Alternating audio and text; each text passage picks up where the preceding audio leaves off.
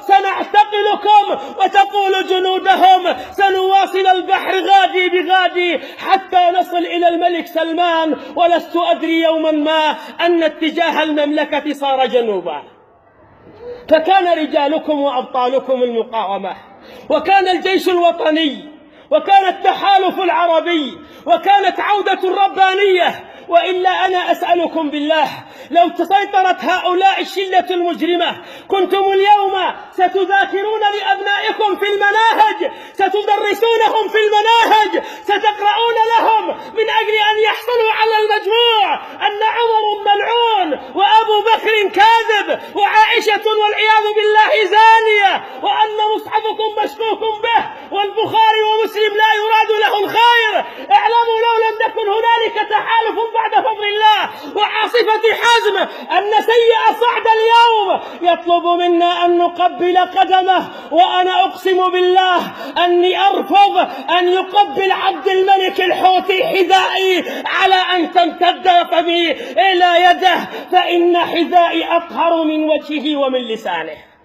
أقول أيها الإخوة الكرام، نحن اليوم ندافع عن أرضنا وندافع عن كرامتنا. نحن في مريس اليوم نحمل همة عالية وأمة ربانية وقبائل ذات نخوة وكرامة عربية. نحن أمة الخير والكرامة، فلا ينبغي أن نعطل ما بيننا وبين الله من صلة ربانية وتقوى. احمد الله اليوم ما من قناة وإذاعة ولا موقع أخباري إلا وذكر الميم ويلحقه الراء والياء ويتلوه السين، فنصفكم ياسين وأولكم مر على أعدائكم أنتم، وياسين بين إخوانكم. لكم التحية بفضل الله كان وجودكم وكان بقاؤكم وكان نقاؤكم، فاشكروا نعمة ربكم على ما أعطاكم وهباكم، فإن الله تعالى بنصرة الحق قد ابتلاكم.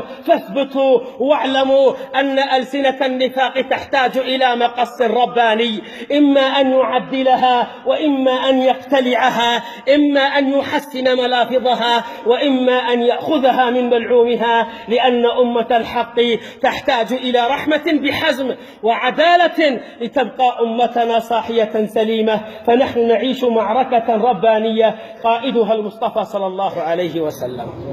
رسول الله قدوتنا قائدا في المجموعة وقائدا في الدولة، قدوتنا في السياسة، قدوتنا في الاقتصاد.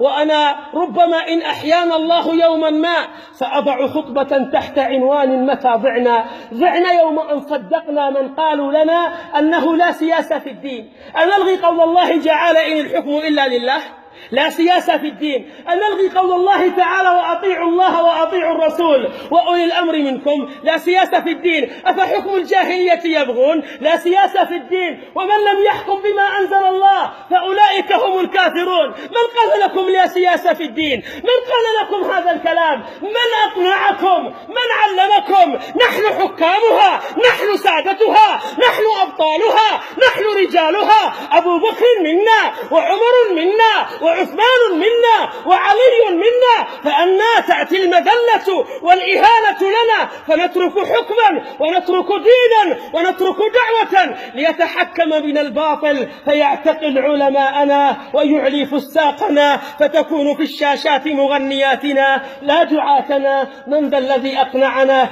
أما قال جل وعلا: فلا وربك لا يؤمنون حتى يحكموك فيما شجر بينهم ثم لا يجدوا في أنفسهم حرجا مما قضيت ويسلموا تسليما. وقبل أن أختم، كنت وذلك فضل الله في جامع الرعيني نجمع كل جمعة للفقراء والمساكين، وأنا بالذات أختص بالجمع لرجال المقاومة. ما إن